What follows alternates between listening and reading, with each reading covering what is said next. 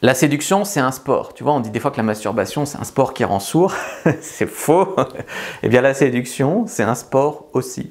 Et je parle pas forcément de la drague en ligne, un Tinder, machin, qui ressemble vraiment à de l'e-commerce, où ton profil, en fait, bah, c'est ta page de vente, et quand la fille like, c'est comme si elle t'ajoute au panier. Et voilà, non, on n'est pas un produit, on est des humains. Et les humains, ça fait du sport. Par exemple, en surf, tu peux faire des belles figures, c'est une forme d'art. Je veux dire, en foot, tu peux marquer des buts qui sont plus jolis que d'autres, même si tous les buts comptent pour un point. Tu peux faire des retournées acrobatiques comme Ronaldo ou des panenkas comme Messi ou Zidane. Et ben en drague, c'est exactement pareil. Tu peux coucher avec des filles plus grandes que toi, tu peux coucher avec des mannequins, tu peux coucher avec une fille tous les soirs, tu peux coucher avec 2 filles en même temps, etc. etc. C'est un sport, hein. On peut le voir comme un sport quand tu vas dans la rue, que tu dragues dans la rue, quand tu sors en soirée, quand tu tentes des coups, etc.